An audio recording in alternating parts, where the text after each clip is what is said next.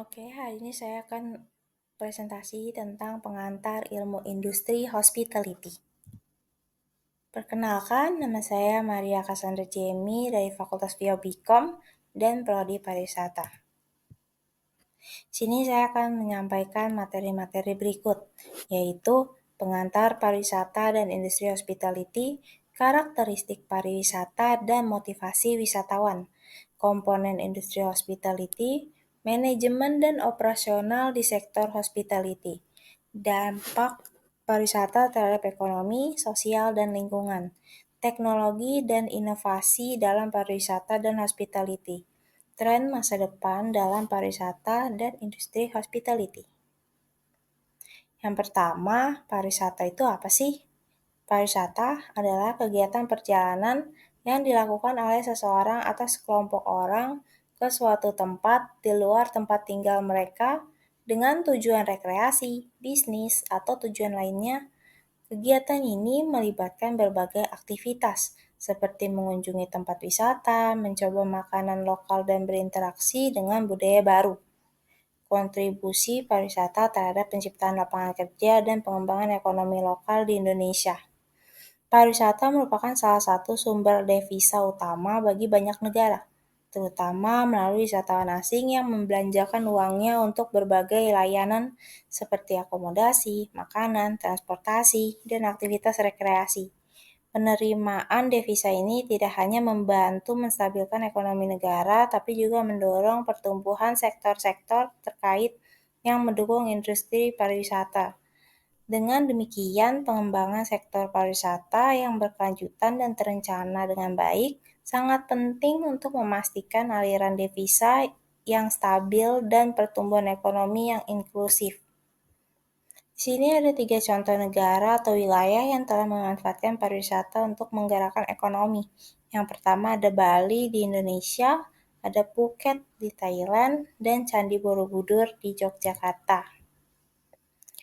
Di sini ada 3 dampak positif dan 3 dampak negatif pariwisata terhadap budaya lokal. Dampak positifnya ada mendorong pelestarian budaya dan tradisi lokal, memperkuat kesadaran dan rasa bangga masyarakat terhadap identitas budayanya, mendorong pertukaran budaya dan toleransi antar budaya.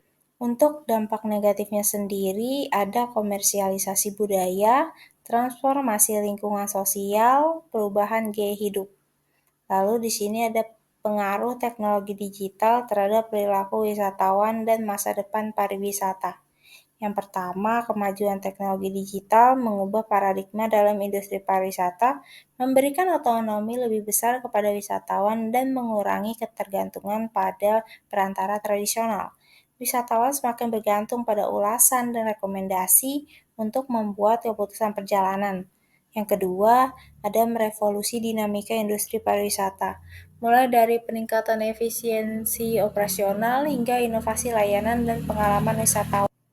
Yang ketiga, ada meningkatkan efisiensi dan kualitas layanan, memungkinkan penyedia layanan untuk menawarkan pengalaman yang lebih dipersonalisasi melalui analisis data, perilaku wisatawan, serta operasional yang lebih efisien dengan otomatisasi berbagai proses bisnis. Lalu di sini ada 4 jenis-jenis pariwisata. Yang pertama ada pariwisata alam yang berkaitan dengan eksplorasi keindahan alam. Yang kedua ada pariwisata budaya yang berkaitan dengan interaksi dengan warisan budaya dan tradisi. Yang ketiga ada pariwisata religi, perjalanan spiritual ke situs-situs suci.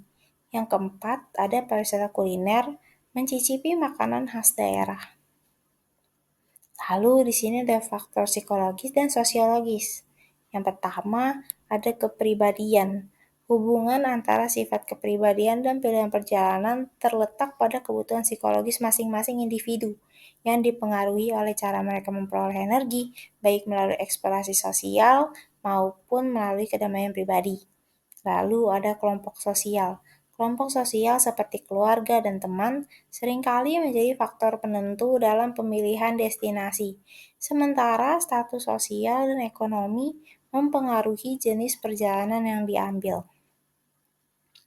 Lalu di sini ada beberapa faktor psikologis lainnya, yaitu motivasi. dapat berasal dari kebutuhan akan relaksasi, eksplorasi, atau pencarian pengalaman baru yang sesuai dengan kepribadian individu. Yang kedua ada persepsi, dibentuk oleh informasi yang diterima dari media, pengalaman pribadi, dan rekomendasi orang lain yang pada akhirnya membentuk pandangan terhadap daya tarik destinasi tersebut. Yang ketiga ada gaya hidup. Gaya hidup seseorang mencerminkan nilai-nilai minat dan hobi individu, juga turut mempengaruhi jenis perjalanan yang dipilih. Lalu di sini ada 3 faktor sosiologis. Yang pertama status sosial, mempengaruhi jenis perjalanan yang diambil, apakah itu perjalanan mewah atau perjalanan hemat. Yang kedua ada media. Media berperan dalam membentuk persepsi melalui visualisasi destinasi, ulasan, dan rekomendasi yang mempengaruhi minat wisatawan.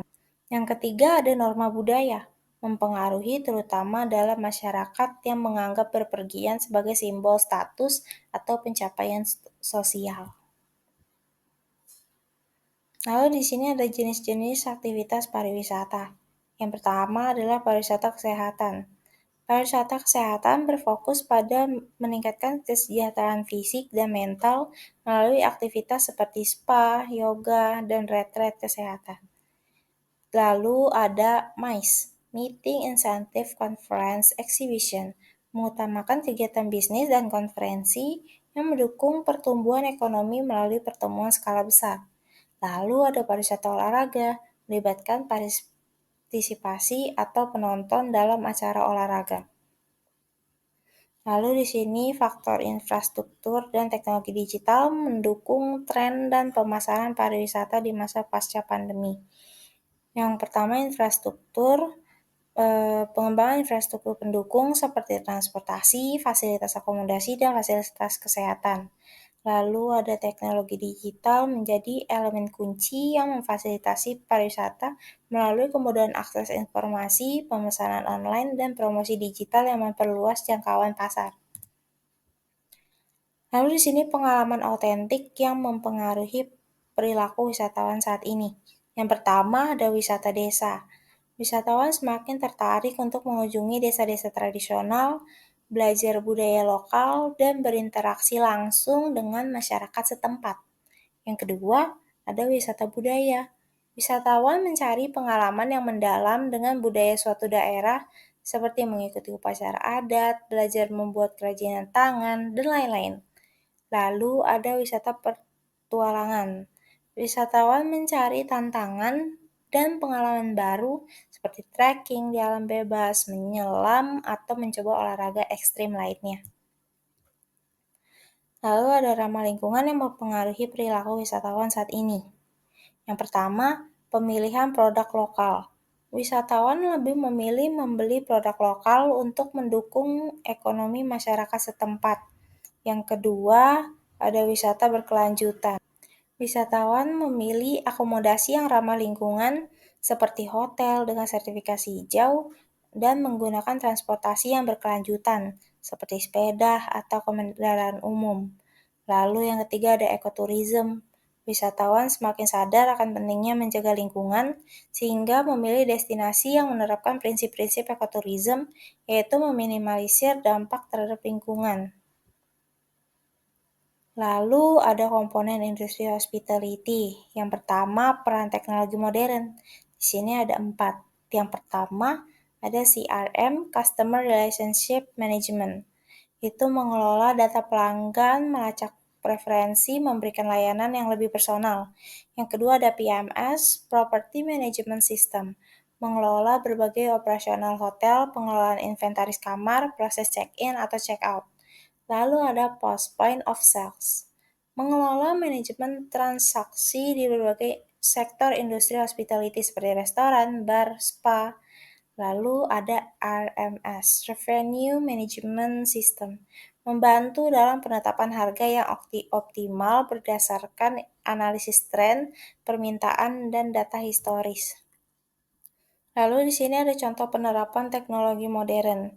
Yang pertama di CRM, Customer Relationship Management, ada reservasi otomatis yang bisa kalian jumpai dan kalian lakukan di berbagai aplikasi seperti booking.com, tiket.com, dan juga aplikasi lainnya. Lalu di sini ada property management system, yaitu di sini contohnya Harsh Micro dan Point of Sales. Contoh aplikasinya. Lalu di sini ada strategi pelayanan di sektor industri hospitality. Yang pertama standar layanan. Menjaga standar layanan yang tinggi, keramahan, menyelesaikan masalah, dan pelayanan yang efisien. Yang kedua ada personalisasi. Berkontribusi pada peningkatan kualitas layanan yang akhirnya mendorong loyalitas pelanggan dan keberlanjutan bisnis dalam jangka panjang. Yang ketiga, penggunaan teknologi modern mendukung komunikasi yang lebih baik dengan pelanggan, memungkinkan penyedia jasa untuk merespon permintaan dan keluhan secara real time. Lalu ada dampak terhadap kepuasan dan loyalitas pelanggan. Yang pertama, meningkatkan persepsi positif terhadap layanan, meningkatkan citra merek, menarik pelanggan baru, dan mempertahankan pelanggan yang sudah ada. Lalu di sini ada manajemen operasional di sektor hospitality. Manajemen pemasaran di hospitality berfokus pada strategi untuk menarik dan mempertahankan pelanggan melalui berbagai teknik pemasaran yang disesuaikan dengan karakteristik pasar yang dinamis.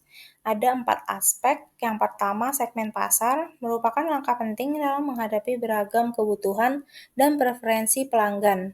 Yang kedua ada branding, membantu bisnis membedakan diri dari kompetitor dan membangun citra yang diinginkan konsumen. Yang ketiga ada penetapan harga dinamis. Harga yang dinamis berperan penting dalam memaksimalkan pendapatan.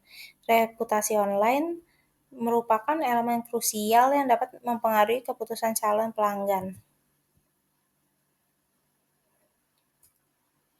Di sini ada faktor-faktor yang menentukan penetapan harga dinamis. Yang pertama ada permintaan pasar, memberikan fleksibilitas bagi perusahaan untuk merespon perubahan permintaan secara real time. Yang kedua ada waktu musiman, menaikkan harga saat permintaan tinggi seperti pada masa liburan, menurunkan harga untuk menarik lebih banyak pelanggan saat permintaan rendah. Lalu ada peristiwa tertentu, harga akomodasi dan transportasi cenderung lebih tinggi pada musim liburan. Kontribusi pemetaan perjalanan pelanggan terhadap peningkatan kepuasan dan loyalitas pelanggan. Yang pertama, mengidentifikasi titik-titik masalah. Dapat menemukan di mana pelanggan mungkin menghadapi masalah seperti proses pembelian yang rumit, waktu respon yang lambat, atau kurangnya dukungan pelanggan. Yang kedua ada personalisasi pengalaman pelanggan, menyesuaikan komunikasi dan penawaran sesuai dengan preferensi pelanggan sehingga meningkatkan loyalitas. Lalu di sini ada kontribusi manajemen umpan balik terhadap peningkatan kepuasan dan loyalitas pelanggan. Yang pertama, meningkatkan kualitas layanan dan produk. Yang kedua, menjaga hubungan jangka panjang. Yang ketiga, pengembangan produk dan inovasi. Penerapan teknologi dalam inovasi manajemen hospitality itu ada RFID, Radio Frequency Identification. RFID memungkinkan tamu untuk membuka kamar hotel melalui ponsel pintar mereka tanpa memerlukan kunci fisik. Lalu di sini ada IoT, Internet of Things. Menciptakan pengalaman pelanggan yang lebih personal dan efisien, sensor otomatis memungkinkan tamu untuk melakukan aktivitas melalui ponsel pintar. Yang ketiga ada virtual reality dan augmented reality, VR dan AR. Menawarkan tur virtual kepada calon tamu, memberikan gambaran realistis fasilitas dan lingkungan sebelum mereka melakukan reservasi, memberikan informasi interaktif, deskripsi fasilitas, atau rekomendasi tempat wisata. Lalu di sini ada sistem manajemen inventaris berbasis teknologi dapat mengoptimalkan proses bisnis dan pengelolaan restoran atau hotel. Pengelolaan stok yang lebih akurat, sistem manajemen inventaris berbasis teknologi memungkinkan pengelolaan stok secara real-time. Dengan pemantauan stok yang otomatis, bisnis dapat melacak jumlah bahan baku, perlengkapan, atau produk yang tersedia. Lalu ada otomatisasi pemesanan. Sistem ini dapat mengotomatisasi proses pemesanan bahan baku berdasarkan tingkat inventaris dan kebutuhan bisnis yang sudah diprogram. Lalu ada pelacakan dan pengendalian biaya. Sistem inventaris dapat terintegrasi dengan sistem akuntansi untuk membantu restoran atau hotel melacak biaya per item atau kategori. Sistem ini juga membantu menghitung dan menganalisis margin keuntungan dari setiap item yang digunakan. Lalu ada pelaporan dan evaluasi kinerja. Sistem manajemen inventaris berbasis teknologi menyediakan laporan yang komprehensif terkait penggunaan bahan baku, penjualan, dan biaya. Ini memungkinkan pemilik restoran atau hotel mengevaluasi kinerja operasional secara lebih terukur. Lalu di sini ada dampak pariwisata terhadap ekonomi sosial dan lingkungan. Di sini yang pertama ada peran pariwisata, yaitu penciptaan lapangan kerja, meningkatkan pendapatan daerah, dan membangun UMKM lokal. Lalu penciptaan lapangan kerja dibagi menjadi dua, yang pertama yang langsung dan tidak langsung. Kalau secara langsung itu seperti manajer, chef, waiter, dan lain-lain. Kalau yang tidak langsung itu contohnya ada supplier.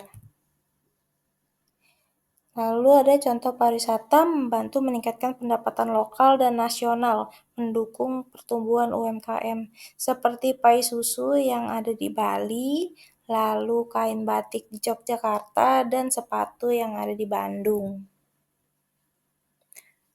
Lalu ada dampak-dampak negatif pariwisata terhadap lingkungan. Yang pertama ada polusi, penggunaan sumber daya alam yang berlebihan, degradasi ekosistem, dan peningkatan limbah. Lalu di sini ada dampak-dampak negatif pariwisata terhadap sosial. Yang pertama, penurunan kualitas hidup. Yang kedua, ada degradasi infrastruktur publik dan fasilitas pariwisata. Pariwisata berkelanjutan. Apa sih pariwisata berkelanjutan? Pariwisata berkelanjutan merupakan konsep yang bertujuan untuk memastikan bahwa kegiatan wisata memberikan manfaat ekonomi, sosial, dan lingkungan jangka panjang tanpa merusak destinasi yang dikunjungi.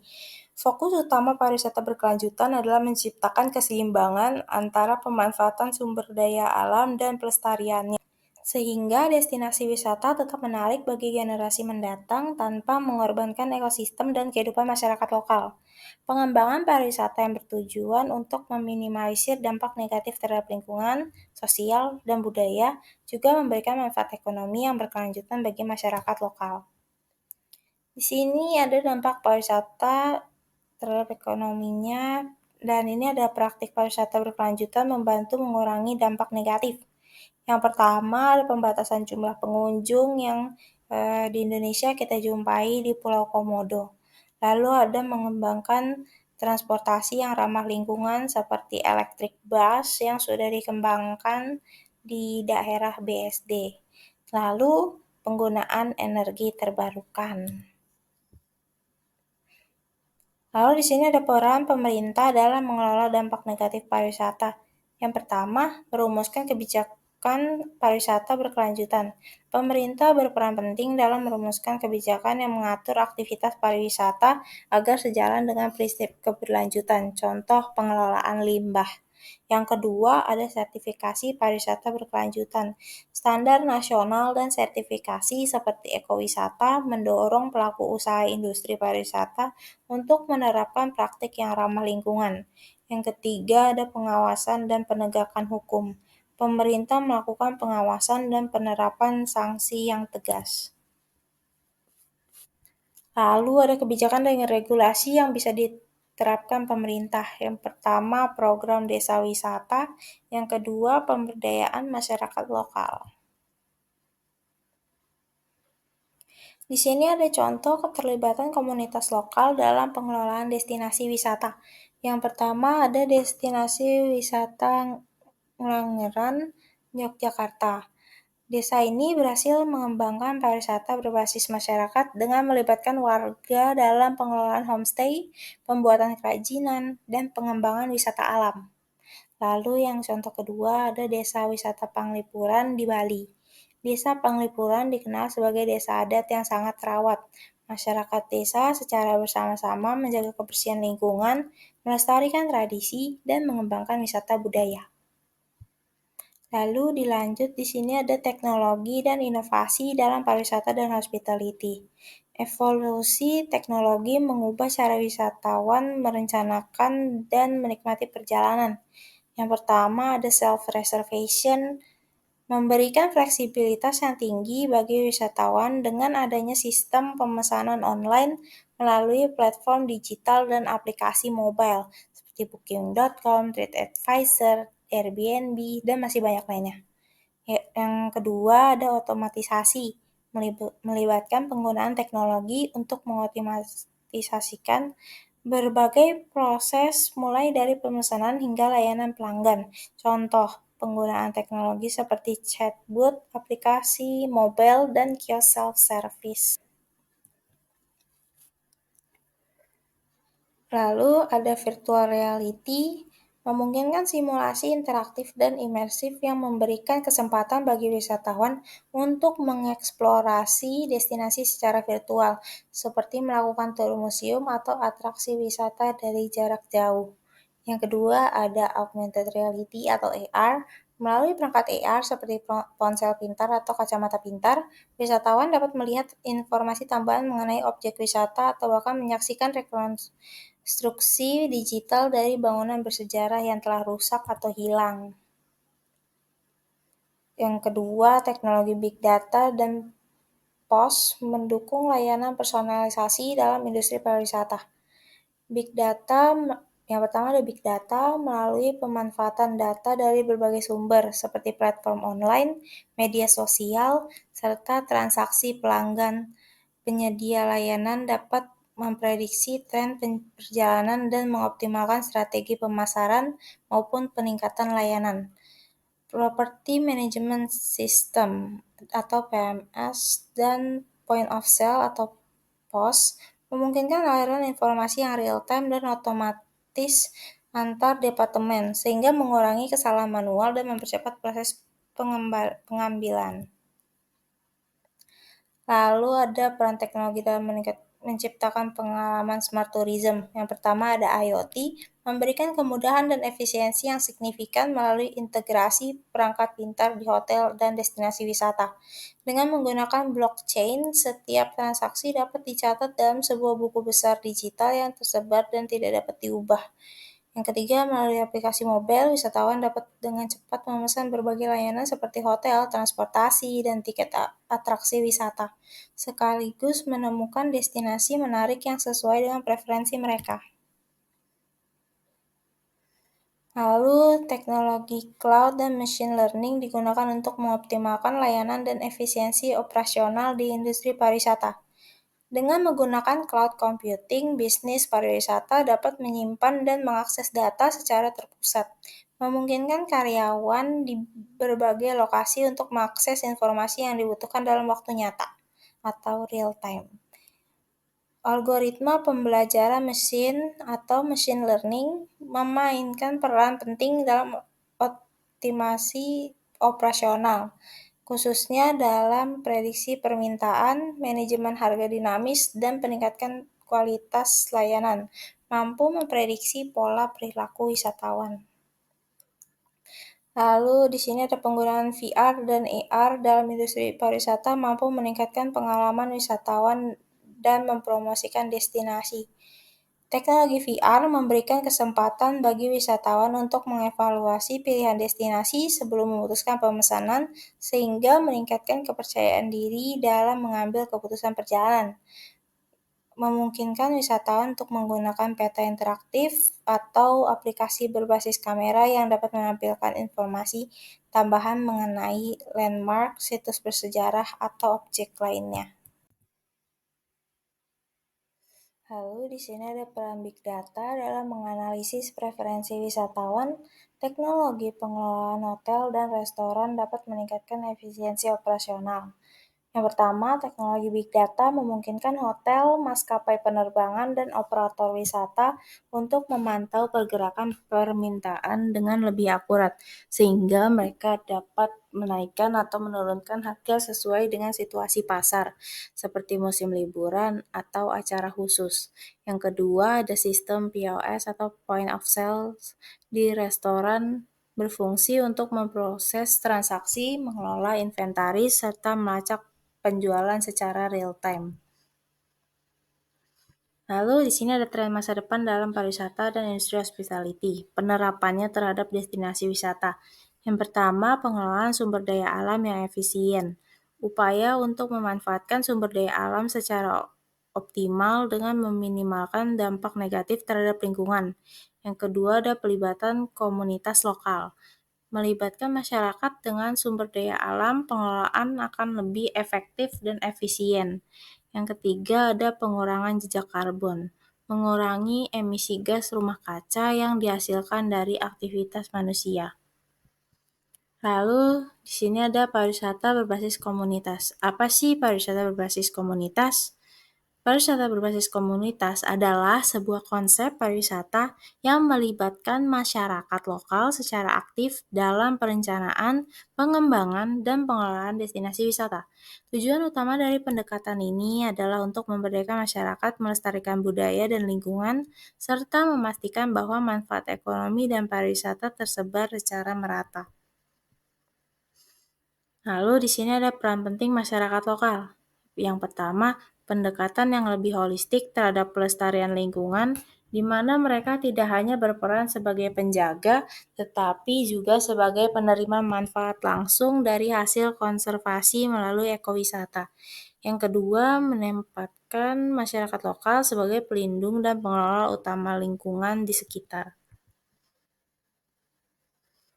Lalu ada manfaat yang dimiliki oleh masyarakat lokal. Yang pertama, keuntungan dari sektor ini disalurkan langsung kepada masyarakat lokal, alih-alih terpusat pada investor luar. Yang kedua, peningkatan pendapatan melalui UMKM. Lalu ada penyediaan lapangan kerja bagi penduduk setempat. Tantangan yang dimiliki masyarakat lokal. Yang pertama, keterbatasan sumber daya. Solusinya bijaksana dalam memanfaatkan sumber daya, memanfaatkan bahan substitusi, dan daur ulang. Yang kedua, kurangnya keterampilan manajerial. Solusinya adalah pelatihan yang berkelanjutan bagi masyarakat lokal dalam manajemen wisata. Yang ketiga, ada kesulitan dalam mengakses pasar. Solusinya ada pembangunan kemitraan strategis dengan sektor swasta, dukungan kebijakan dari pemerintah untuk memastikan akses yang lebih luas ke pasar. Lalu di sini ada teknologi digital mempermudah perencanaan dan personalisasi perjalanan.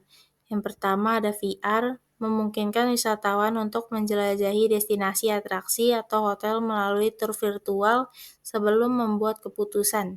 Yang kedua ada IoT, mempersonalisasi pengalaman wisatawan, memprediksi kebutuhan mereka dan mengoptimalkan layanan. Lalu ada konsep penginapan alternatif. Penginapan berbasis peer-to-peer atau P2P memungkinkan wisatawan untuk merasakan kehidupan sehari-hari di destinasi mereka secara lebih mendalam, karena seringkali akomodasi terletak di kawasan pemukiman dan bukan di area komersial. Yang pertama ada glamping, merupakan gabungan kata glamorous dan camping. Artinya menikmati pengalaman tidur di tenda namun dengan desain, layanan, serta fasilitas layaknya menginap di hotel berbintang. Yang kedua ada houseboat, perahu atau kapal yang telah dirancang atau dimodifikasi untuk digunakan terutama untuk tempat tinggal. Sekian presentasi dari saya, terima kasih.